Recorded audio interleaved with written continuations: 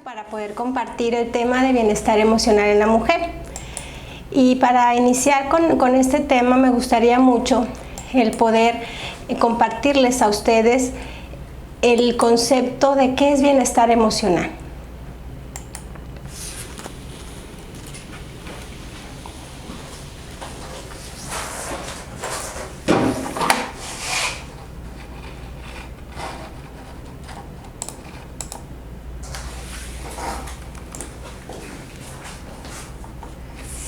Pues bien, bueno, vamos a iniciar con qué es bienestar emocional.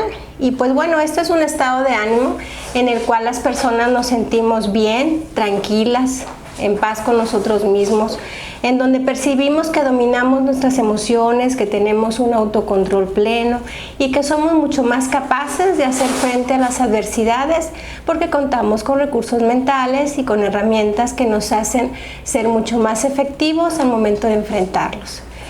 Imaginemos esto como una pirámide en donde en la cúspide está la felicidad, pasando por otros niveles como la armonía, la paz interior, y el bienestar emocional estaría en la parte de abajo, que es la base de esa pirámide.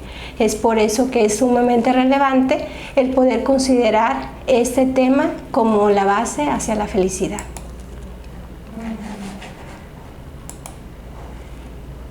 Hablando precisamente de la cuestión de las emociones, pues bueno, démonos cuenta que las emociones es una compleja combinación entre lo que nosotros percibimos del medio ambiente y cómo nuestro cuerpo reacciona ante esos factores del medio ambiente y también cómo nos motiva esto para actuar.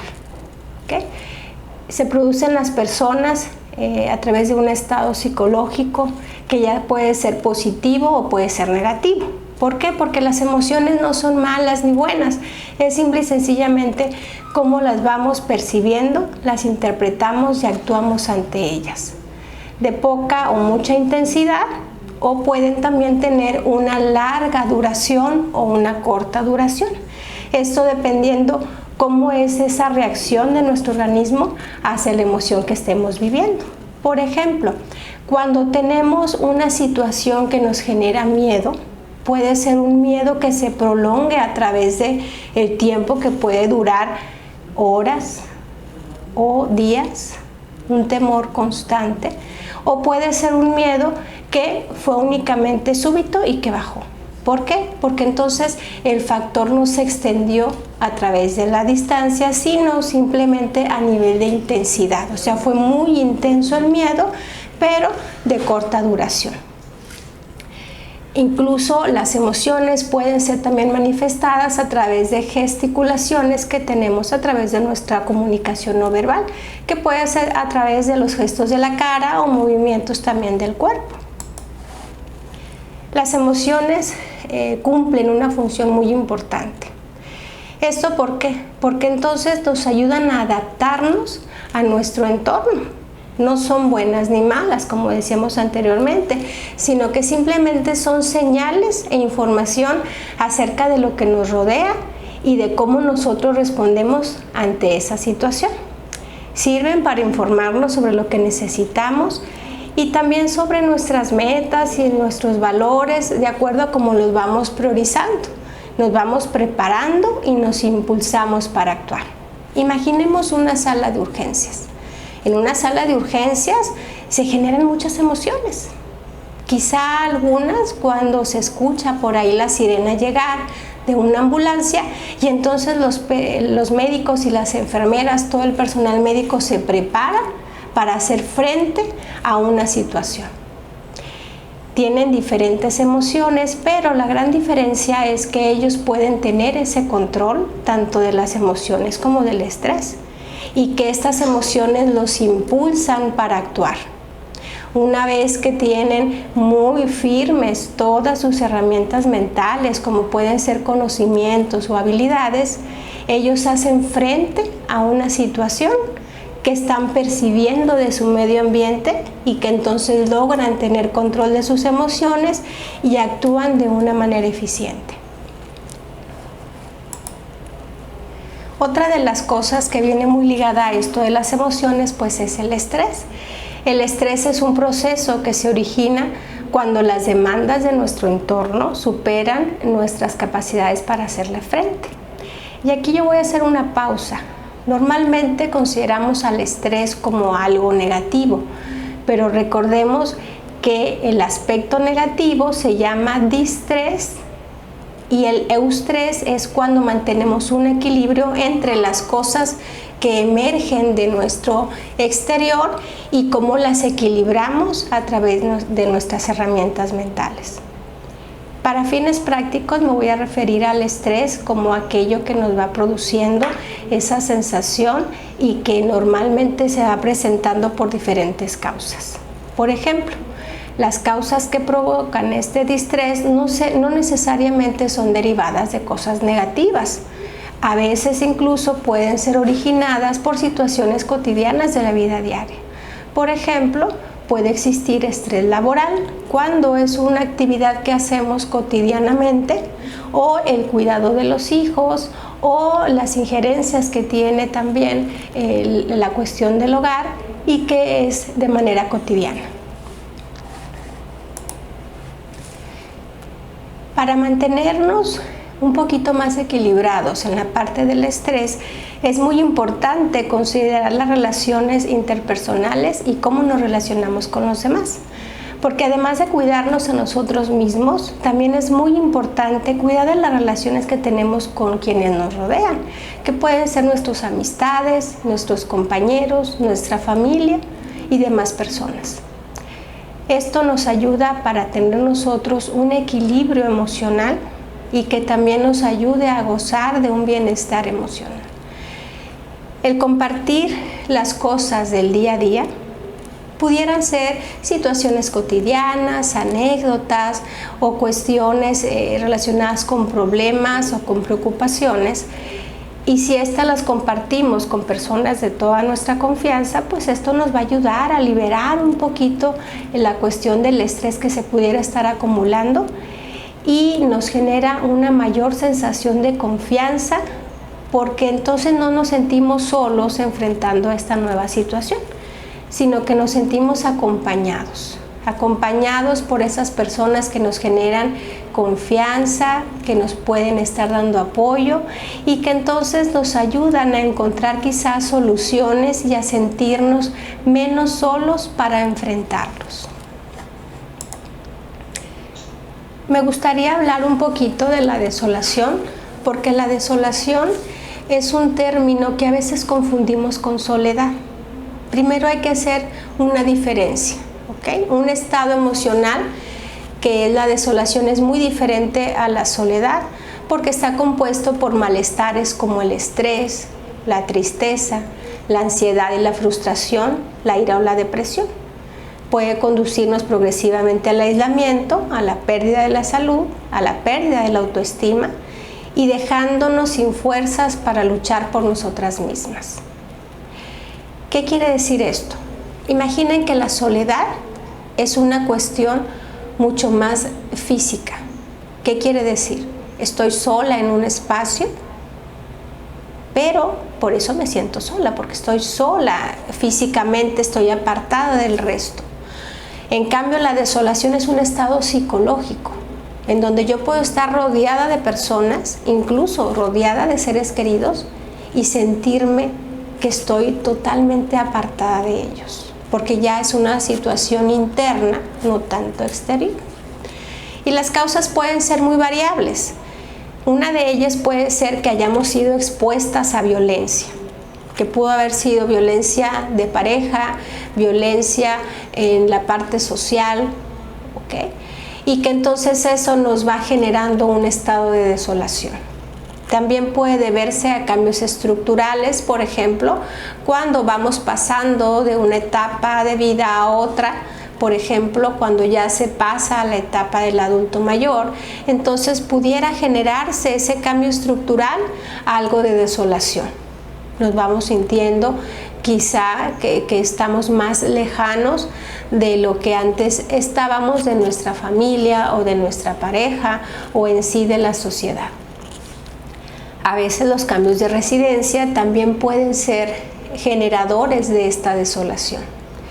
¿Y cómo puede esto influir en este estado emocional? Bueno, cuando cambiamos de un lugar a otro, no solamente dejamos atrás un trabajo o la familia o el espacio, dejamos una sensación quizá de sentido de pertenencia de el lugar en donde yo normalmente me desarrollaba, llevaba a cabo mi trabajo, interfería en las relaciones con mi familia o con mis amigos, y que ahora estoy en un lugar totalmente distinto, alejado de la cultura, sistemas laborales, relaciones familiares o de amistades. Y otro de los factores que influyen para que se genere desolación, pues es el baja autoestima. Cuando tenemos una autoestima baja, esto nos hace sentir que somos muy vulnerables a poder enfrentar las situaciones nuevas de cada día. Sentimos que no tenemos esa capacidad para afrontar las adversidades y nos percibimos como alguien que está teniendo mucha dificultad para poder adaptarse a un nuevo entorno. No nos sentimos suficientes para esas demandas cotidianas que se generan en el día a día. Pero ¿cómo logramos el bienestar emocional? Bueno, aquí sí me voy a extender un poquito más, ya que abordamos todo este preámbulo de la introducción, porque entonces vamos a darnos cuenta de qué es lo que necesitamos para tener un bienestar emocional. Recordemos que dijimos que era la base de esa pirámide que nos va a llevar a ser felices, ¿ok? Y entonces, pues bueno, necesitamos primeramente encontrar un balance. Ese balance entre todos los aspectos de nuestra vida, tanto física, mental, emocional y espiritualmente. Cuando vamos logrando este equilibrio es porque estamos más próximos a generar ese bienestar emocional. Esto es la habilidad de poder disfrutar de la vida a la vez de afrontar los problemas diarios que nos van surgiendo, ya sea tomando decisiones, lidiando, adaptándonos a situaciones difíciles o dialogando acerca de nuestras necesidades y deseos. Una manera fácil y sencilla de poder identificar qué necesitamos hacer para poder lograr este equilibrio, porque no es algo sencillo, en ocasiones nos cuesta un poco mantener ese equilibrio y tener esa tranquilidad de que las cosas van bien. Fíjense, de una manera muy sencilla se pueden ustedes hacer 4 preguntas, y si van respondiendo a esas preguntas es mucho más fácil saber qué es lo que necesitamos hacer. Imaginemos un cuadrante donde en la parte de arriba me preguntan ¿me gusta? Y del lado derecho me preguntan si lo necesito. Si algo me gusta y lo necesito, entonces lo acepto. Por ejemplo, me gusta mucho trabajar, me gusta mi trabajo y necesito mi trabajo. Entonces yo acepto este trabajo porque lo disfruto, me gusta y también lo necesito, ¿ok? Entonces, ¿qué es lo que necesito hacer? Es aceptar ese trabajo, lo acepto. Pero cuando hay algo que necesito, pero que no me gusta, pues va a haber necesidad de adaptarme. Por ejemplo, voy a una ciudad y a lo mejor en esa ciudad consumen únicamente cierto tipo de alimentos. Quizás son alimentos que a lo mejor no acostumbramos de manera cotidiana, pero entonces necesito el alimento, aunque no me gusten esos alimentos, pues bueno, va a haber necesidad de adaptarme a ese nuevo entorno. Cuando hay algo que no me gusta y que no necesito entonces dejarlo atrás, dejarlo ir. Por ejemplo, no me gusta el estar en una relación que me genera inseguridad, que hay violencia, o que me genere incertidumbre, entonces esa relación voy a verme en la necesidad de dejarla ir. No necesito estar en violencia, porque entonces no me gusta y no lo necesito. Habrá que aprender a dejar ir a esa relación o a esa persona que me está generando conflicto. Pero cuando tenemos una situación que no necesitamos, pero que nos gusta mucho, ahí habrá que aprender a disfrutarlo. Es lo que vamos a hacer. Disfrutar eso que no necesito, pero que me gusta mucho. Por ejemplo, puede ser una afición. Puede ser bailar, puede ser dedicarme a algo que disfruto, por ejemplo, algún deporte o dedicarme a algún hobby en especial, y entonces poder disfrutarlo, aunque no lo necesite, pero eso me está generando una sensación de satisfacción. Muy bien, vamos a avanzar ahora con algunas estrategias para generar el bienestar. Podemos de inicio tomarnos un descanso de la sobreinformación, sobre todo cuando es información negativa. En ocasiones nos bombardeamos de información tan negativa a través de redes sociales, noticieros, charlas con algunas personas, y entonces vamos generando únicamente información negativa que el cerebro toma como tal. Y entonces vamos depositando en nuestro cerebro toda esa información negativa, y ya recordemos que las emociones responden a lo que genera el medio ambiente y eso nos impulsa a actuar. De tal manera que si únicamente estamos recibiendo cosas negativas, pues nuestro cerebro va a responder para entonces actuar también ante esa situación adversa que estamos percibiendo del exterior. Esto se puede traducir en que vamos a estar muy a la expectativa, muy alertas la mayor parte del tiempo, generándonos distrés, que es la dificultad para mantener ese equilibrio entre las cosas positivas y negativas. Entonces habrá que alejarnos un poquito de la sobreinformación y únicamente mantenernos informados de aspectos muy particulares, manteniendo siempre un equilibrio entre lo positivo y lo negativo. Habrá que practicar también la gratitud. La gratitud nos ayuda mucho porque entonces es estarle pasando información también a nuestro cerebro, pero a través de las emociones. El levantarnos en la mañana, dar gracias por tener un nuevo día, por estar saludables, por tener las capacidades que tenemos, eso nos ayuda mucho a generar aspectos positivos.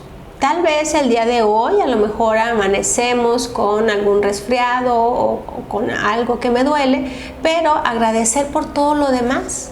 Normalmente no nos damos cuenta de las cosas positivas porque lo asumimos como algo cotidiano.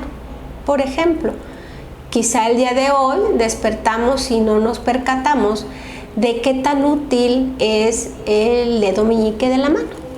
¿Por qué? Porque entonces lo asumimos como algo cotidiano, algo que se da por añadiduría. Pero ¿qué sucedería si en este momento algo le pasa a nuestro dedo meñique?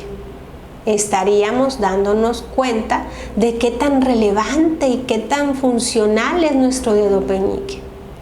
Y entonces estaríamos generándole un valor porque ya estamos dándonos cuenta qué relevante es tener ese dedo meñique sano. Así como pongo este ejemplo, es poder darle el valor a diferentes aspectos de nuestra vida y agradecer por ello, por el simple hecho de seguir manteniéndolo. Otro de los puntos que es parte de las estrategias es mantener ese contacto con los demás.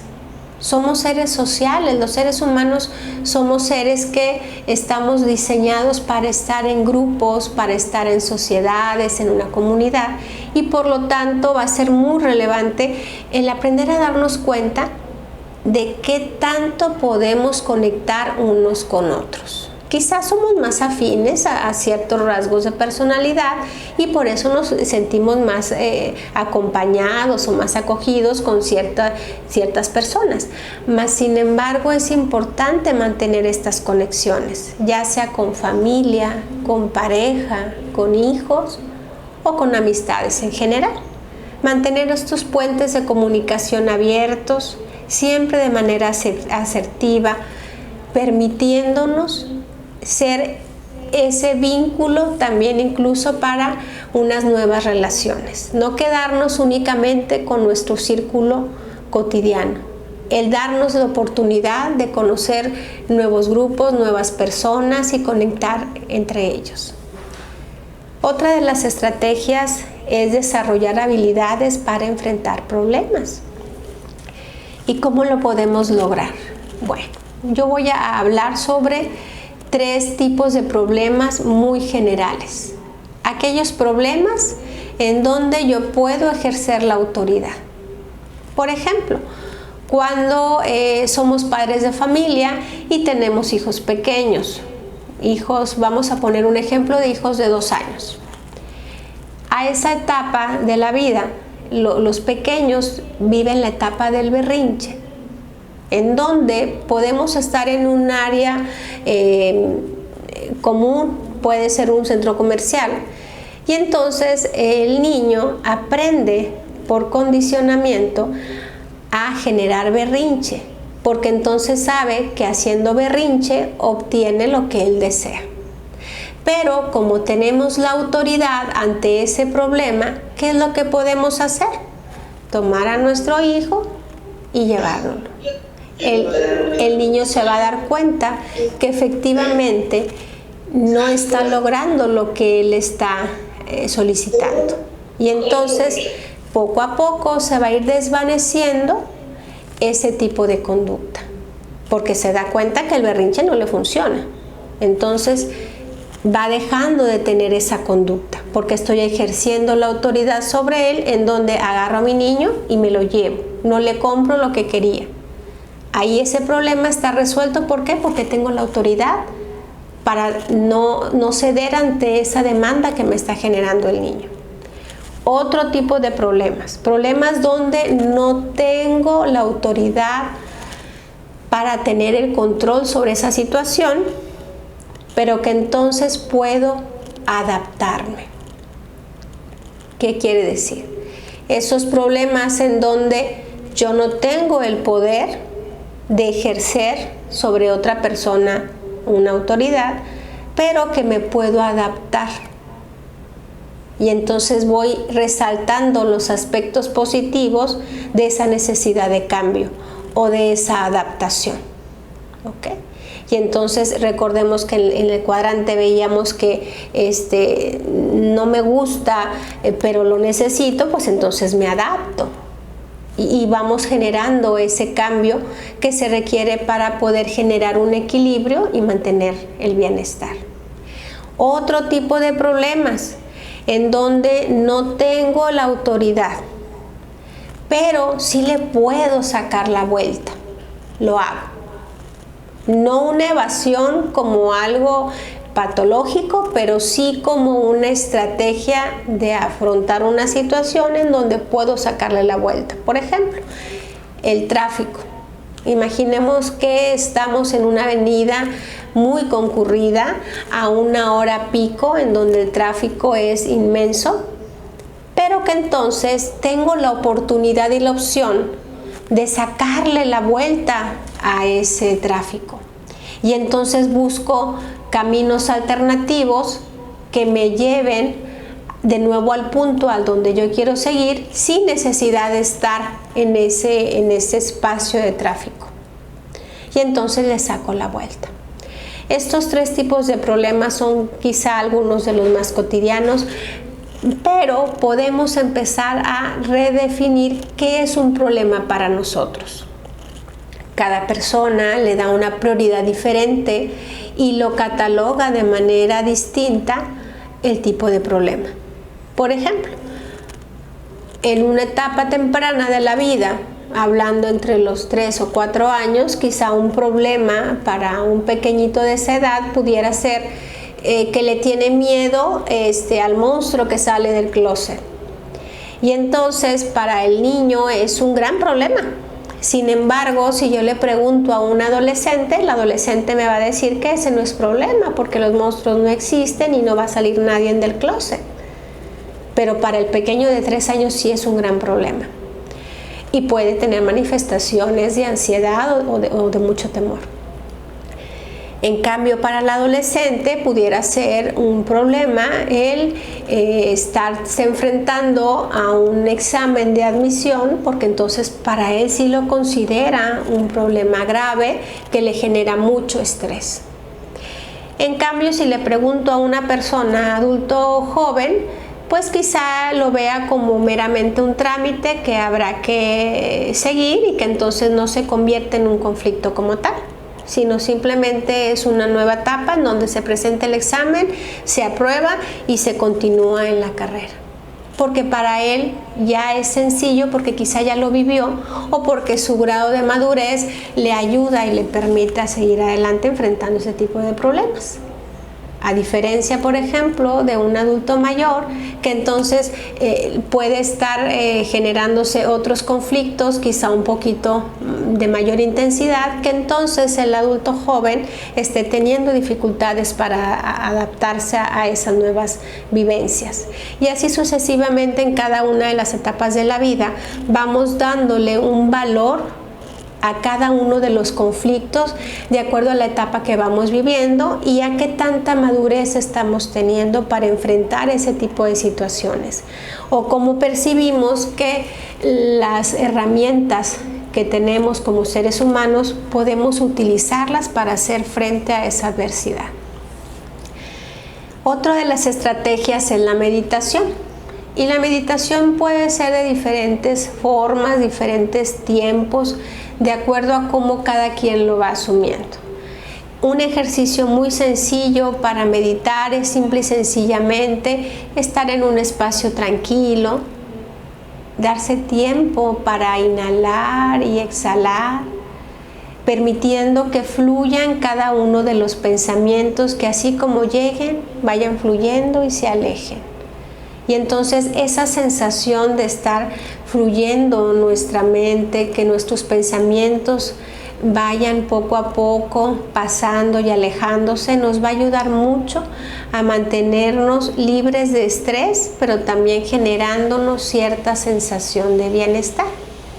¿Por qué? Porque entonces no nos quedamos anclados en cosas ni del pasado que nos pudieran generar alguna depresión, ni nos estamos anticipando de manera caótica a cosas que aún no suceden y que eso genera ansiedad.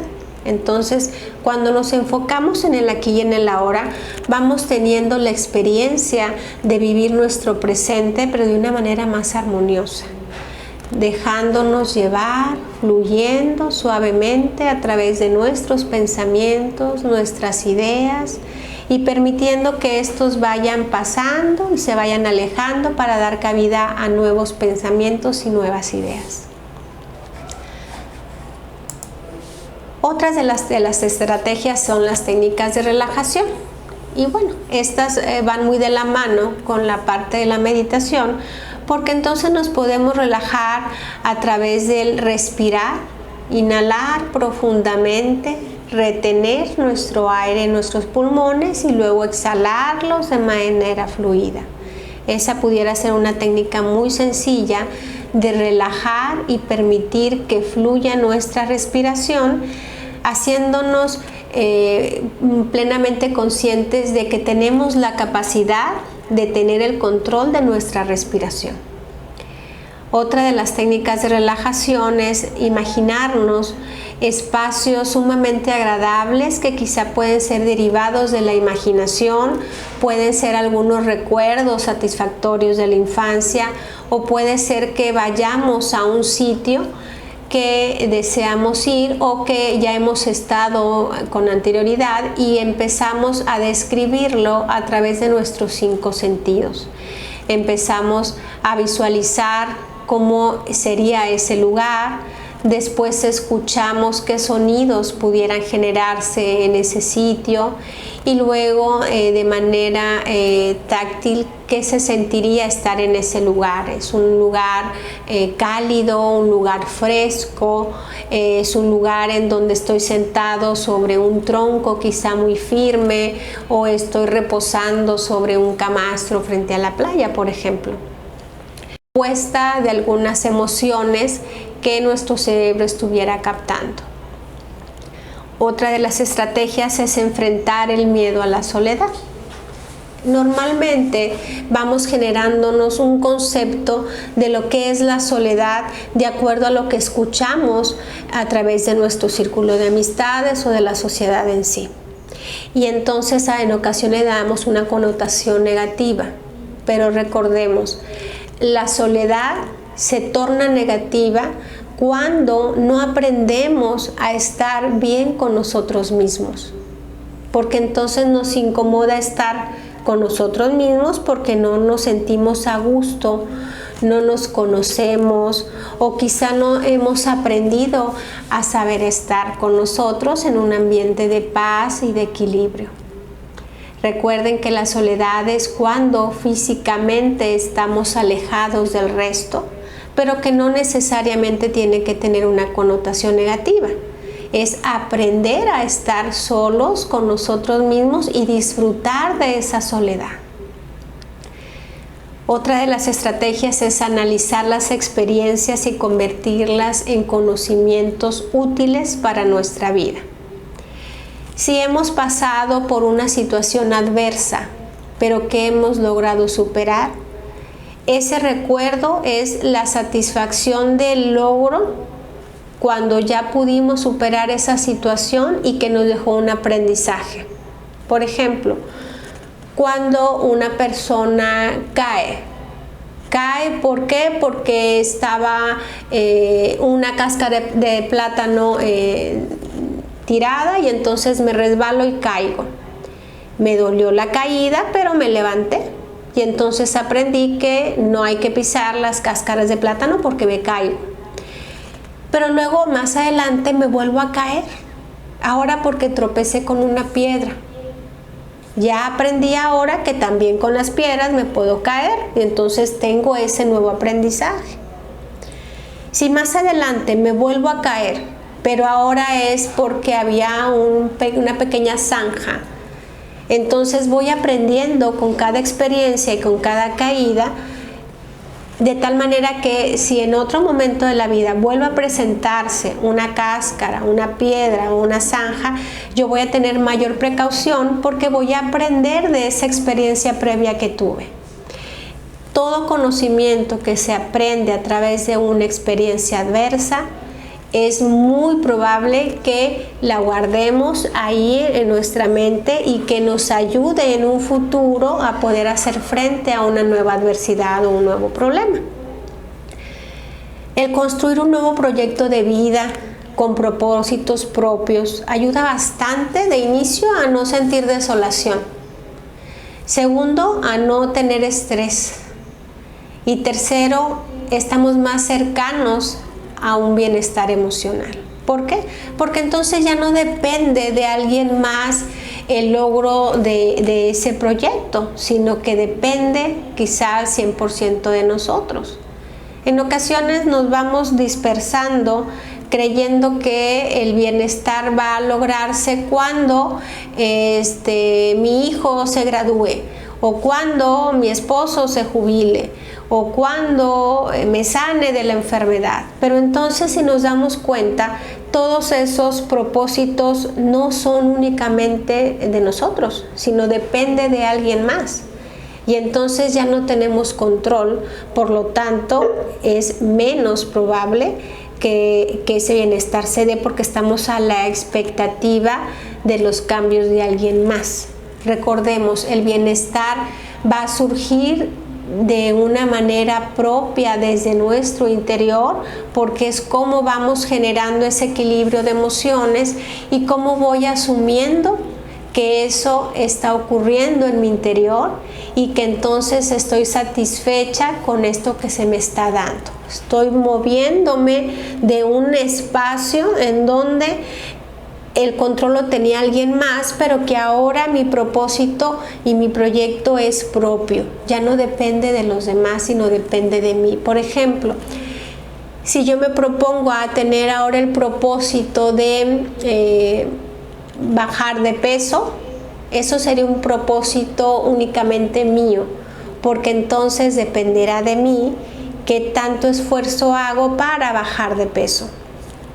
Y puede ser a través de dietas, puede ser a través del ejercicio, pero me estoy poniendo mis propias metas y cada logro lo voy a sentir y a saborear con mucho mayor alegría. ¿Por qué? Porque es únicamente un proyecto individual, es un proyecto mío y ese logro también será únicamente mío. ¿Ok? Otra de las estrategias es ejercitar nuestra independencia afectiva. Esto es sumamente importante. ¿Por qué? Porque en ocasiones se va generando una situación de dependencia afectiva hacia la pareja o hacia los hijos o hacia algún miembro de la familia, y eso no es sano, porque entonces estamos íntimamente ligados a ellos, pero no por amor, sino por dependencia. ¿Cuántas veces hemos escuchado te amo porque te necesito? Entonces ya no sería un amor auténtico, porque entonces te amo porque te necesito. Si no te necesitara, entonces no te amara. Y entonces estamos cayendo en esa controversia de que realmente te amo o es por necesidad o es porque no quiero estar solo. Y entonces se generan vínculos, pero estos vínculos son de dependencia. Porque entonces ya no he aprendido a valerme por mí misma y entonces necesito de ese otro para poder estar bien. Y entonces ya deja de ser amor, se convierte en dependencia afectiva. ¿Y eso a qué nos lleva? A que nos baje la autoestima, a que nos sientamos inseguros. Esto puede generar, la inseguridad puede generar celos, y entonces todo este tipo de situaciones van generando una desestabilización en el equilibrio emocional. Es por ello de suma relevancia que aprendamos a ser independientes afectivamente. Una cosa es relacionarnos con los demás, compartir, tener afectos, y otra cosa muy diferente el ser dependientes emocionales de alguien más. Y no únicamente es de la pareja, puede ser hacia los padres, hacia los hermanos, hacia los hijos o hacia los amigos. Entonces habrá necesidad de empezar a analizar qué tanto estoy siendo dependiente y qué tan dispuesta estoy a lograr esa independencia emocional para poder tener ese equilibrio y llegar a un bienestar emocional. Y por último, una de las estrategias que a veces nos cuesta un poquito más llevar a cabo es la de defender nuestro derecho a estar solas o de una manera un poquito más solitaria y no tanto en la compañía. ¿Y por qué nos cuesta tanto? Porque entonces no nos damos ese espacio de poder interactuar con nosotros mismos, de pensar, de analizar las cosas, de hablarnos y respondernos, ¿por qué no? El de estar en un encuentro con nosotros mismos de una manera positiva, no caótica, no anticipada, sino disfrutarnos tal y cual somos, el aceptarnos, porque entonces cuando vamos logrando esa aceptación, nos vamos convirtiendo realmente en personas que nos amamos, que influye en nuestra autoestima y que esa generación de emociones positivas va a repercutir de una manera muy relevante en nuestro bienestar. Una de las cosas que ayudan mucho de manera muy sutil a expresar nuestras emociones es el arte. Cuando empezamos a disfrutar de cualquiera de las artes, puede ser pintura, escultura, poesía, danza, cine, nos damos la oportunidad de despejarnos un poco de las cosas del pasado y de las cosas del futuro y poder expresar nuestras emociones de una manera mucho más asertiva. Y una de las artes que en lo particular me gusta mucho porque habla sobre cómo son las emociones de la persona en ese momento vivido o cómo esa persona piensa, pues bueno, es la poesía, entre muchas otras, ¿verdad? Todas las artes comunican y manifiestan emociones, pero en este caso elegí la poesía para entonces darnos cuenta de que el bienestar emocional es posible. Y quiero compartirles este poema que encontré por ahí, desconozco el autor, pero habla perfectamente hacia dónde nos queremos dirigir. Y para dar término a esta plática, pues me gustaría compartirles lo siguiente. Quisiera contarte que mi llanto ya no es de tristeza, ni mis palabras de lamento, que la alegría me arropa y la esperanza me abraza, que permito recuperarme en la alegría y reencontrarme amorosamente con la vida. Muchas gracias por su espacio. Estamos para atender sus preguntas y que tengan un excelente día.